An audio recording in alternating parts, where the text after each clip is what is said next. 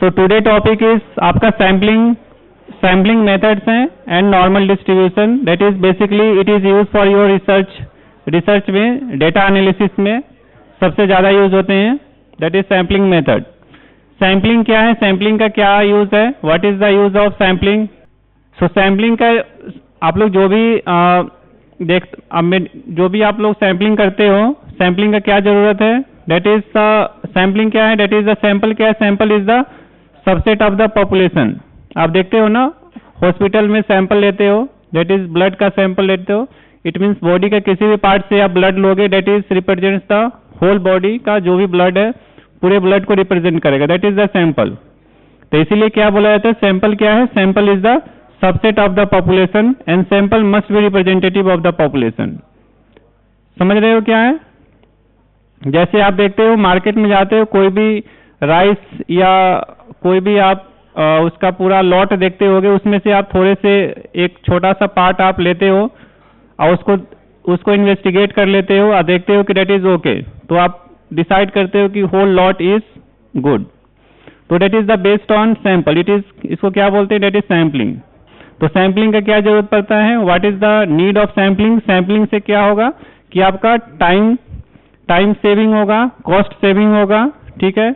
अब जैसे एक एग्जांपल्स ले लो क्रैकर्स का। क्रैकर्स का क्या होता है, जितने भी क्रैकर्स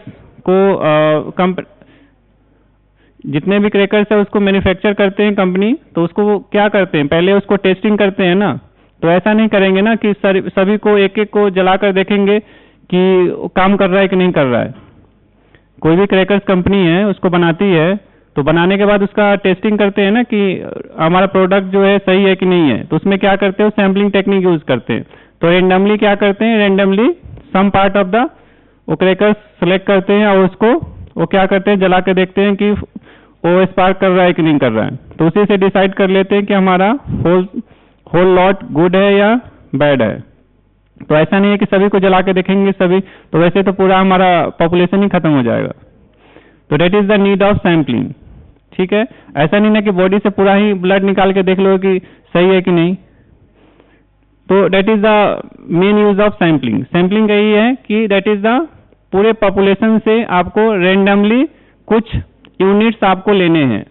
ओके, अब वो कितना यूनिट्स लेना है, that is depends on, that is your time cost. जितना सैंपल का साइज बढ़ाओगे उतना आपका एफिशिएंसी इंक्रीज करेगा। Okay, but main thing is that is sample क्या है, दैट इज टोटली रेंडम होना चाहिए। सैम्पलिंग का मीन अब यस, तो आप जो भी पॉपुलेशन से सैंपल किससे लोगे, दैट इज द पॉपुलेशन से। तो पॉपुलेशन से जो भी सैंपल लोगे दैट इज रेंडम सैंपल लोगे। और सैंपल जो भी सैंपल लेते हैं that is two types of sampling होते हैं। That is one is probability sampling and second one is non probabilistic sampling.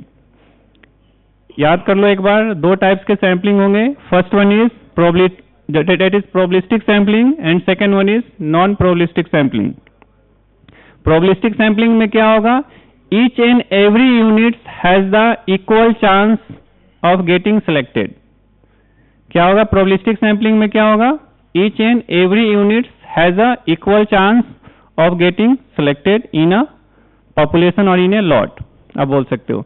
non probabilistic sampling में क्या होगा, इसमें that is there is no equal chance to get us selected in the sample, मतलब पूरा उसका equal chance नहीं रहेगा, date is totally biased होते हैं। उसको बोलते हैं नॉन प्रोबेबिलिस्टिक सैंपलिंग। कौन सा है, डेट इज आप बोलते हो कि डेट इज पर्पसिव सैंपलिंग हो गया, पर्पसिव सैंपलिंग हो गया, कोटा सैंपलिंग हो गया, कंसेक्यूटिव सैंपलिंग हो गया, बहुत सारे सैंपलिंग मेथड्स हैं। That is non probabilistic sampling, that is totally biased होता है, अपने बिलीफ के बेसिस पे, अपने एक्सपीरियंस के बेसिस पे वो सैंपल्स लेते हैं, ठीक है।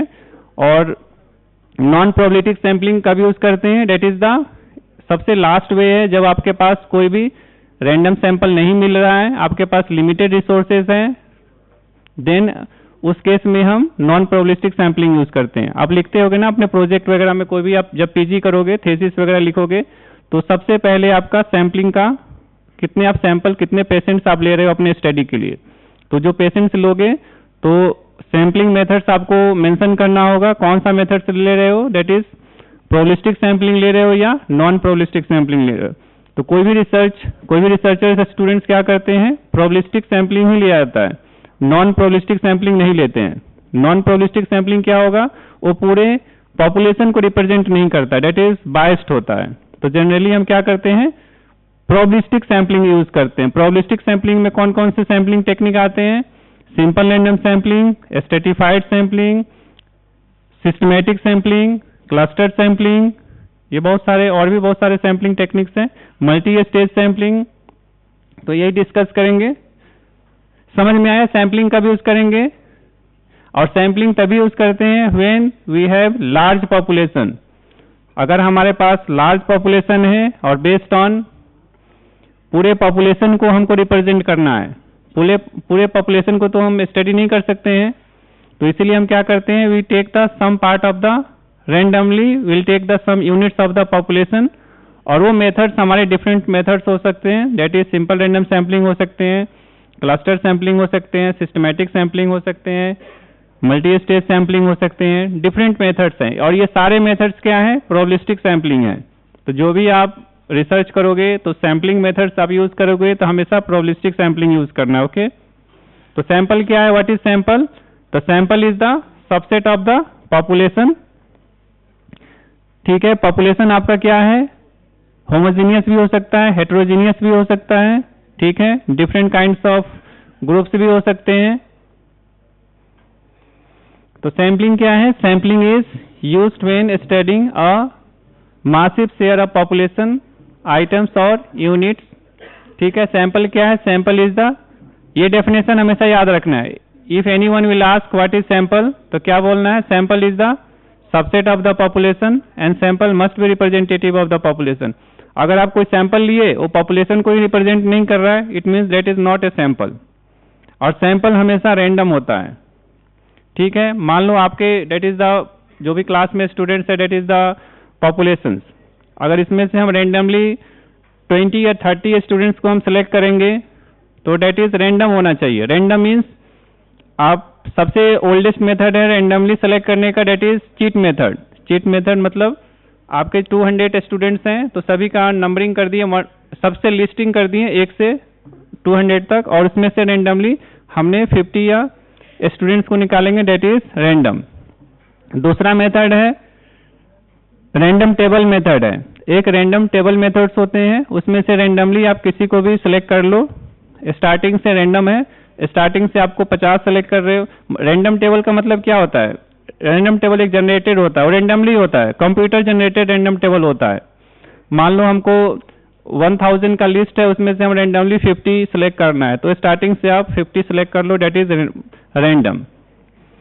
और उसके बाद कौन सा मेथड है, एक सिस्टम जनरेटेड रैंडम नंबर्स होते हैं। आप सिस्टम जनरेटेड एक्सेल पे रैंडम नंबर जनरेट कर लो और उसमें से स्टार्टिंग आपके जितने सैंपल साइज है आप उसको सेलेक्ट कर लो, that is your random numbers और that is the sample size. Sampling design process क्या है, सैंपलिंग करने से पहले, कोई भी स्टडी स्टार्ट करने से पहले क्या करना है, you have to define a population. मान लो आप ग्रुप ऑफ एनीमिया का पेशेंट का स्टडी कर रहे हो, तो पूरे आप हॉस्पिटल में स्टडी कर रहे हो या सीतापुर में स्टडी कर रहे हो या जयपुर में स्टडी कर रहे हो, तो you have to define a research area, study area आपको पहले डिफाइन करना होगा। Then you have to make a sampling frame, आपको सैंपल कहाँ कहाँ से लेना है, you have to make a list करना है, लिस्टिंग करना है। उसके बाद सैंपल प्रोसीजर यूज करना है, कौन सा सैम्पलिंग टेक्निक यूज करना है। उसके बाद एग्जीक्यूट सैम्पलिंग डिजाइन करना है और determine appropriate sample size. Sample size कैसे डिटरमाइन करते हैं, that is based on some scientific formula है हमारे पास, ठीक है, उसके बेसिस पे हम सैंपल साइज डिसाइड करते हैं। We have some formula to calculate the sample size. Single groups के हैं, डबल ग्रुप्स के हैं, मल्टीपल ग्रुप्स के हैं, तो उसके बेस पे we can calculate the sample size. उसके बाद sampling and data collection. Probability sampling मैंने बता दिया है, that is what is basically हम कौन सा कोई भी रिसर्च स्टडी करेंगे तो कौन सा सैंपलिंग यूज करेंगे, that is probabilistic sampling. Non probabilistic sampling नहीं यूज करेंगे बिकॉज डेट इज बायसनेस के चांस हमेशा ज्यादा रहते हैं, हाई। ठीक है, बायसनेस मतलब आप अपने हिसाब से सैंपल सेलेक्ट करते हो, अपने हिसाब से यूनिट सेलेक्ट करते हो, डेट इज बायसनेस, वो पूरे पॉपुलेशन को रिप्रेजेंट नहीं करता है। नॉन प्रोबेबिलिटी सैंपलिंग कौन कौन सा है? कंसेक्यूटिव सैंपलिंग है, ठीक है, आपका पर्पसिव सैंपलिंग है, और भी बहुत सारे मेथड्स हैं, that is non probabilistic sampling. Non probabilistic sampling में क्या होता है? Each and every unit has not equal chance to get the selected in the sample. और प्रोबेबिलिस्टिक सैंपलिंग में क्या है? Each and every unit has the equal chance to get the selected in the sample, that is probabilistic sample. कौन कौन से methods हैं हमारे पास सैंपलिंग के? सिंपल रैंडम सैंपलिंग है, स्ट्रेटिफाइड सैंपलिंग है, सिस्टमैटिक सैंपलिंग है, क्लस्टर सैंपलिंग है, मल्टी स्टेज सैंपलिंग है, और भी बहुत सारे मेथड्स हैं सैंपलिंग के। ओके, सबसे ज्यादा सैंपलिंग मेथड्स जो यूज होते हैं that is simple random sampling, सबसे ज्यादा यूज होते हैं। Okay, simple random sampling.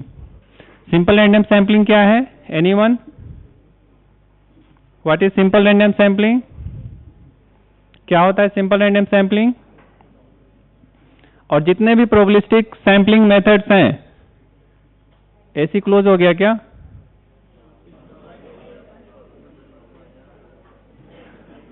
ठीक है, सिंपल रैंडम सैंपलिंग क्या है? Yes, anyone? What is simple random sampling? किसी को मालूम है तो? एनीवन? अभी मैंने बताया ना कि सिंपल देखो, जितने भी प्रोबेबिलिस्टिक सैंपलिंग है, जितने भी प्रोबेबिलिस्टिक सैंपलिंग मेथड्स हैं, उसमें क्या होते हैं? ईच एंड एवरी यूनिट्स जो होते हैं उसमें इक्वली प्रोबेबिलिटी होता है गेटिंग सिलेक्टेड का, उसमें सिलेक्शन होने का सभी यूनिट्स का बराबर चांस होते हैं। मतलब आपको जितने स्टूडेंट्स हैं, अगर इसमें से मैं 20 स्टूडेंट्स को सिलेक्ट करना चाहता हूँ रैंडम, तो सभी का चांस इक्वल है उसमें सिलेक्ट होने का। अगर लॉटरी मेथड यूज करें या रैंडम टेबल मेथड यूज करें या कंप्यूटर जनरेटेड टेबल यूज करें, तो सभी का उसमें सिलेक्शन होने का इक्वल चांस है। ठीक है, जैसे आप कहीं लॉटरी खरीदते हो, सभी मान लो जितने लॉटरी खरीदते हैं तो सभी को इनाम मिलने का सभी का इक्वल चांस होता है ना, उसमें बायसनेस नहीं होता। वैसे ही तो सिंपल रैंडम सैंपलिंग क्या है?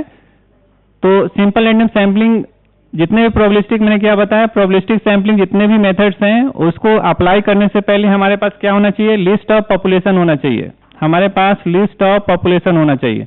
जैसे कि हमारे पास अभी जितने स्टूडेंट्स हो दैट इज द पॉपुलेशन, तो सभी का नेम हमारे पास लिस्ट होगा, उसमें से हम रैंडमली सिलेक्ट करेंगे। अगर हमारे पास साइज ऑफ पॉपुलेशन फिक्स नहीं है तो हम कोई भी प्रोबेबिलिस्टिक सैंपलिंग हम यूज नहीं कर सकते हैं। तो जितने भी प्रोबेबिलिस्टिक सैंपलिंग मेथड यूज करने के लिए हमारे पास क्या चाहिए? Size of the population we should know the size of the population. अगर आपके पास टारगेट पॉपुलेशन 1000 है, 1000 पे स्टडी करना चाहते हो, तो हमारे पास पूरे 1000 पेशेंट के लिस्ट होना चाहिए। उसके बाद आप उसमें सैंपलिंग टेक्निक यूज करोगे। सैंपलिंग टेक्निक मान लो आप 100 है, साइज सैंपल का 50 है, तो उसमें से randomly we have to select the 50 size of the sample. तो जितने भी प्रोबेबिलिस्टिक सैंपलिंग मेथड है तो उसमें आपके पास क्या होना चाहिए? लिस्ट ऑफ द पॉपुलेशन होना चाहिए, डेट इज द पूरे हमारे पास पॉपुलेशन का लिस्ट हमारे पास मालूम होना चाहिए। ठीक है, तो what is simple random sampling? सबसे पहला मेथड है, बेसिक मेथड है, that is simple random sampling. उसमें क्या होता है? सिंपल रैंडम सैंपलिंग मतलब इसका नाम ही है डेट इज सिंपल। हमारे पास जितने भी यूनिट्स हैं, जितने भी पॉपुलेशन में यूनिट्स हैं, उसमें हम रैंडमली सेलेक्ट करते हैं। तो रैंडमली सेलेक्ट करने का देयर इज 2 मेथड्स। एक होता है simple random sampling with replacement, एक होता है simple random sampling without replacement. दोनों में क्या डिफरेंस है? यस, मान लो 200 स्टूडेंट्स हैं, तो 200 स्टूडेंट्स को क्या करेंगे? एक सभी का लिस्टिंग कर देंगे, उसको एक मान लो बॉक्स में डाल दिए, और उसमें से हमको मान लो साइज ऑफ 50 का सैंपल हमको सेलेक्ट करना है। तो क्या करेंगे? 2 तरीका हो सकता है, या तो बारी बारी से 50 निकाल लें, सभी को एक निकालें, फिर दूसरे को निकाल के पूरे 50 अलग कर दें 200 से। तो ये क्या हो गया? कौन सा मेथड हो गया? Simple random sampling with replacement या विदाउट रिप्लेसमेंट? यस, क्या हुआ? कौन सा मेथड हुआ? कौन सा मेथड हुआ? देखो, विद रिप्लेसमेंट मतलब आप सभी जो भी सिलेक्ट कर रहे हो उसको आप बाहर निकाल दे रहे हो, ठीक है। मान लो आपके पास 200 साइज ऑफ पॉपुलेशन है, उसमें से 50 सैंपल आपको निकालना है, तो एक निकाले फिर दूसरा निकाले, तो उसको क्या करेंगे, एक हो गया विदाउट रिप्लेसमेंट और एक हो गया विद रिप्लेसमेंट। विद रिप्लेसमेंट में क्या करना है, जितने भी सैंपल हम बाहर निकाले फिर उसको वापस उसमें रख दिए। पहला सैंपल निकाले, उसको देख लिए किसका नंबर आया, मान लो स्टूडेंट नंबर 20 आया, फिर उसको लिए देख लिए, उसको नोट कर लिए, फिर उसको वापस कर दिए, फिर उसको मिक्स किए डब्बे में, फिर उससे एक सैंपल निकाले। मतलब जब भी हम सैंपल निकालेंगे उसमें से पूरे साइज ऑफ पॉपुलेशन होना चाहिए, तो उसको क्या बोलेंगे, दैट इज विदाउट रिप्लेसमेंट। समझ में आया। और एक है विद रिप्लेसमेंट। और विदाउट रिप्लेसमेंट में क्या होगा, हर एक सैंपल पहला निकाले उसको बाहर कर दिए, फिर दूसरा निकाले उसको भी बाहर कर दिए, ये तब तक हम कंटिन्यू करेंगे जब तक हमारा सैंपल साइज अचीव ना कर जाए। ये समझ में आया, simple random sampling with replacement and without replacement. आप देखो पहला हमारे पास जो कैपिटल N है that is size of the population. तो पहला क्या है, without replacement probability of each unit has the equal probability to get the selected in the sample.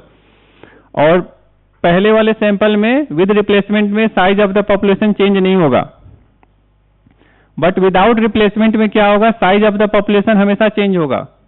पहला में क्या होगा 1/n रहेगा, सेकंड में क्या होगा पॉपुलेशन साइज क्या हो जाएगा n-1 हो जाएगा, दूसरा उसके बाद तीसरा में क्या होगा n-2 हो जाएगा, फिर n-3, n-4, n-5 हमारे पास सैंपल के यूनिट्स क्या होते जाएंगे, कम होते जाएंगे, पॉपुलेशन के जो यूनिट्स हैं कम होते जाएंगे। तो इसको क्या बोलेंगे, simple random sampling without replacement. अगर हमारे पास जितने भी यूनिट्स हैं हम उसको चेक करने के बाद फिर वापस रख दे रहे हैं, दैट इज द मेथड, उसको क्या बोलेंगे, simple random sampling with replacement. समझ में आया क्या है, what is simple random sampling method. तो ये जो मेथड्स हैं आप लॉटरी मेथड से भी यूज कर सकते हो, but generally lottery method is very old method, तो इसको यूज नहीं करते हैं। तो कौन सा टेक्निक यूज करते हैं, रैंडम टेबल मेथड यूज करो या computer generated random number table use करो, ठीक है। ये समझ में आया what is simple random sampling. Simple random sampling is the very useful और वेरी सिंपल मेथड्स हैं, okay. In simple random sampling, each and every units have the equal chance to get the selected. Before performing the simple random sampling, we have हमारे पास पूरे sample का पूरे population का list होना चाहिए। we should know the whole population size। उसके बाद जो भी आपका सैंपल साइज है, तो सैंपल साइज हम अब सेलेक्ट करेंगे, तो उसमें से there is 2 techniques, simple random sampling without replacement and simple random sampling with replacement. अब आपको देखना है कि कौन सा टेक्निक आप यूज करना चाहते हो।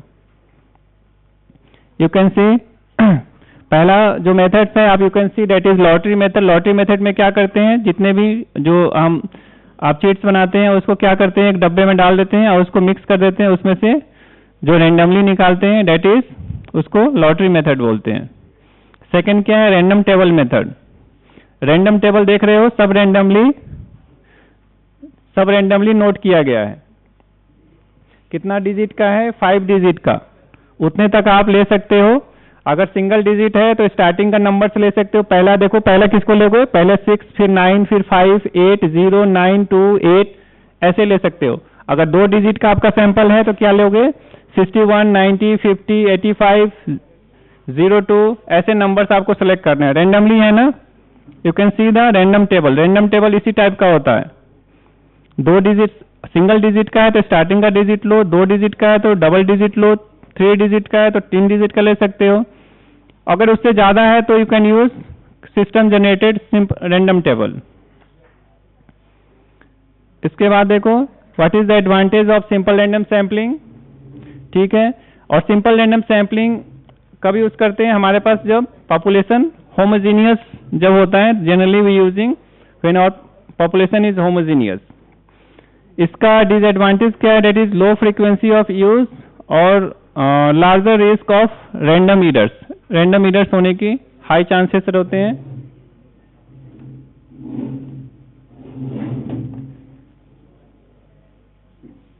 You can see systematic random sampling. ये कब परफॉर्म करोगे? सिस्टमैटिक। तो मैंने क्या बताया है, ये जितने भी सिंपल रैंडम सैम्पलिंग है, सिस्टमैटिक रैंडम सैम्पलिंग है, दैट इज प्रोबेबिलिस्टिक सैम्पलिंग। मतलब प्रोबेबिलिस्टिक सैम्पलिंग में क्या है, each and every units have the equal chance to get the selected in the sample. ठीक है। दूसरा मेथड का क्या नाम है, that is systematic sampling. Systematic sampling में क्या होता है, एक हमारे पास सीक्वेंस होता है, सीक्वेंस के अकॉर्डिंग हम क्या करते हैं, सैंपल को सिलेक्ट करते हैं। ये जैसे देखो, मान लो हमारे पास एग्जांपल्स में देख लो, हमारे पास पॉपुलेशन का साइज है 100। आवाज नहीं, पॉपुलेशन का एसी कैसे ऑन करोगे?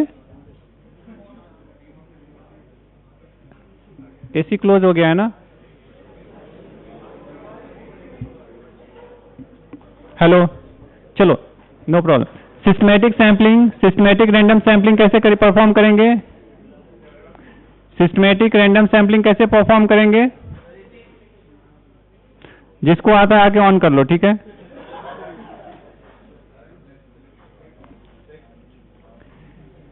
Systematic sampling, systematic random sampling, आवाज नहीं, ये कैसे परफॉर्म करेंगे?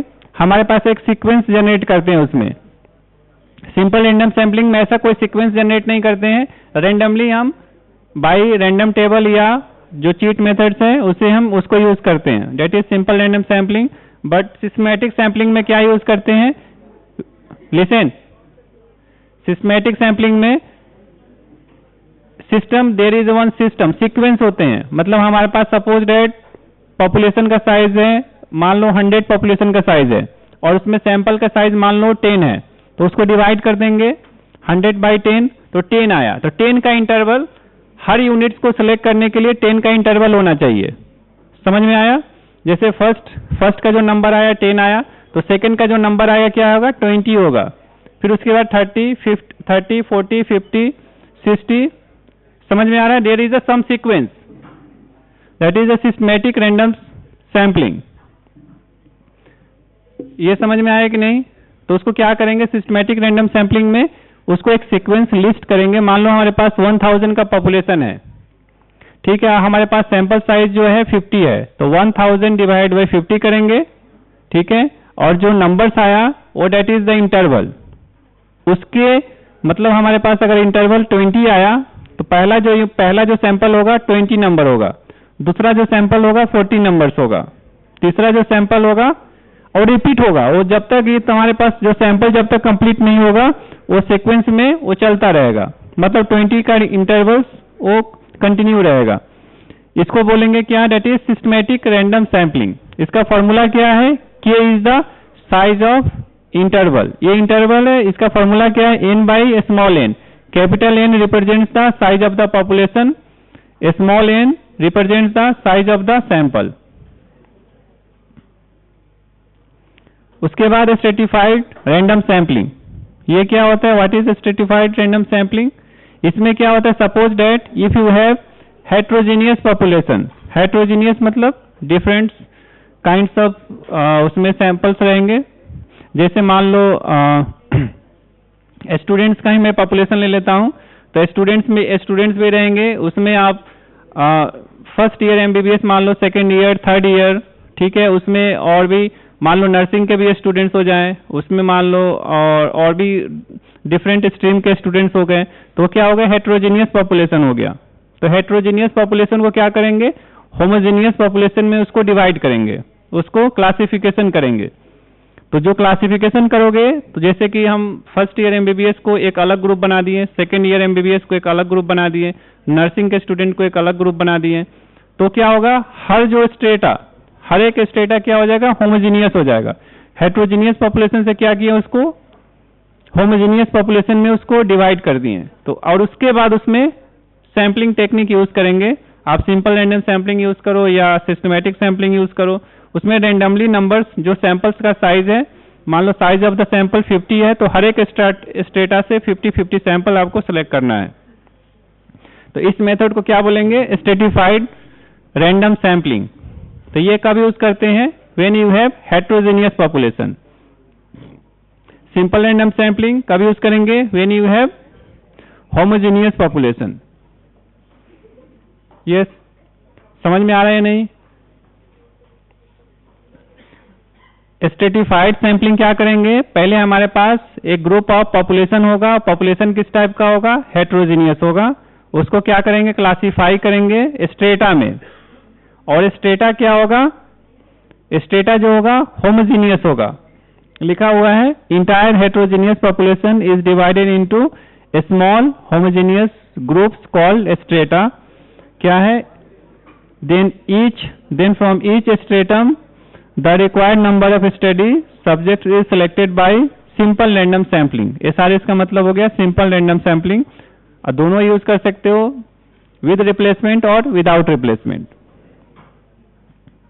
और क्या होना चाहिए, strata should be mutually exclusive. Mutually exclusive का मतलब क्या है, यस, मतलब हर स्टेटा एक दूसरे से कोई ओवरलैप नहीं होना चाहिए, किसी का भी यूनिट स्टेटा में ओवरलैप नहीं होना चाहिए, दैट इज म्यूचुअली एक्सक्लूसिव। उसके बाद नेक्स्ट मेथड्स हैं, व्हाट इज द एडवांटेज, इसका एक्यूरेसी हाई होता है, ठीक है, नो सब sample is less than 30 in each group होना चाहिए। उसके डिसएडवांटेज क्या है, stratification is not done properly, अगर आप स्ट्रेटिफिकेशन सही से नहीं करते हो, सही से क्लासीफाई नहीं करते हो, तो आपका जो रिजल्ट होगा, आपका जो सैंपल साइज होगा, सैंपल होगा, दैट इज नॉट एप्रोप्रिएट। उसके बाद एक क्लस्टर सैंपलिंग,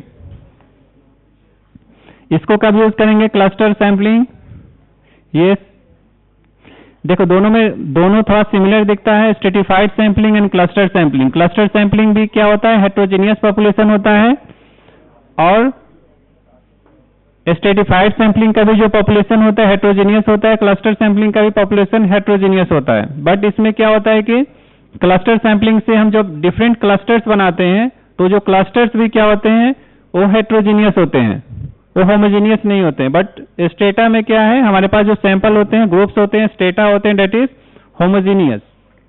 इसमें क्या होते हैं, डेट इज हेट्रोजीनियस ही रहते हैं, फिर उसमें डिफरेंट ग्रुप्स उसमें फिर स्टडी करते हैं। तो क्या है, after clusters are selected, all units within the clusters are selected. उसके बाद हम सैंपलिंग टेक्निक्स यूज करेंगे। उसके बाद प्राइमरी क्लस्टर्स होते हैं, सेकेंडरी क्लस्टर्स होते हैं। देखो, एक हमारे पास हेट्रोजीनियस पॉपुलेशंस हैं। मान लो आपके पास, आप स्टडी कर रहे हो डिफरेंट हॉस्पिटल से, तो मान लो जयपुर में डिफरेंट लोकेशंस में जो हॉस्पिटल्स हैं, तो वहाँ पे जो आपको पेशेंट्स मिलेंगे, तो एक क्लस्टर्स में मिलेंगे, तो डिफरेंट लोकेशंस जो हुए, दैट इज योर क्लस्टर्स। समझ में आया?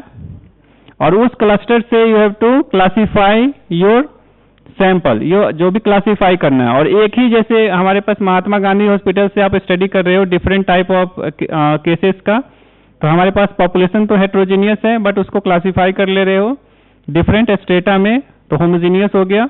और बट क्लस्टर सैंपलिंग में क्या होगा, डिफरेंट लोकेशंस के आप पॉपुलेशंस को ले रहे हो, डिफरेंट लोकेशंस के। अगर सेम लोकेशंस को ले गए तो उसको स्ट्रेटिफाइड सैंपलिंग से करेंगे। डिफरेंट लोकेशंस आप अगर यूज कर रहे हो तो उसको क्या बोलेंगे, क्लस्टर सैंपलिंग। तो क्लस्टर सैंपलिंग के स्टेप्स हैं, आपके पास फर्स्ट क्लस्टर सिलेक्ट करेंगे, सेकंड क्लस्टर सिलेक्ट करेंगे, थर्ड जो भी, डेट इज रेंडमली सिलेक्ट करेंगे। एग्जांपल्स भी हैं। उसके बाद क्लस्टर्स में क्या होता है, सिंपल क्लस्टरिंग भी होता है, 1 स्टेज क्लस्टर होता है, 2 स्टेज क्लस्टर होता है। उसके बाद मल्टी स्टेज क्लस्टर्स होते हैं। बहुत सारे ऐसे होते हैं कि हमारे पास size of the population very large, जैसे इंडिया का पॉपुलेशन हो गए, पूरे इंडिया का मान लो 140 करोड़ पॉपुलेशन हमने ले लिया, अब उसको स्टडी करना है, तो you have a huge population, we have size of the population is very huge. तो एक सिंगल क्लस्टर्स में तो होगा नहीं, उसको क्लस्टर्स करेंगे, 1 स्टेज, 2 स्टेज, 3 स्टेज, जब तक उसको क्लस्टरिंग कंप्लीट नहीं होगा, जब तक हमारे पास जो अचीव्ड सैंपल साइज अचीव नहीं होगा, तब तक उसको क्लस्टरिंग करेंगे, उसको बोलते हैं मल्टी स्टेज क्लस्टरिंग। आप देख सकते हो, पहले पूरे, मान लो पूरे डिस्ट्रिक्ट को लेते हैं, फिर ब्लॉक को लेते हैं, फिर सब ब्लॉक को लेते हैं, डिफरेंट क्लस्टर्स में डिवाइड करते हैं, ठीक है, उसको बोलते हैं multi stage sampling. Non probabilistic sampling में क्या करते हैं, we have based on our purpose और ऑब्जेक्टिव जो स्टडी करते हैं उसको बोलते हैं नॉन प्रोबेबिलिस्टिक सैम्पलिंग। तो नॉन प्रोबेबिलिस्टिक सैम्पलिंग में कौन कौन से मेथड्स आ जाते हैं? कन्वीनियंस सैम्पलिंग, अपने कन्वीनियंस के हिसाब से सैंपल सेलेक्ट करते हो, that is convenience sampling. Judgement sampling, snowball sampling, ठीक है। स्नोबॉल सैम्पलिंग में क्या होता है कि आप किसी दूसरे पर्सन को सजेस्ट कर देते हो, वो सेलेक्ट करते हैं। उसके बाद quota sampling, self selection sampling, ये बहुत सारे मेथड्स होते हैं नॉन प्रोबेबिलिस्टिक सैम्पलिंग के, ठीक है।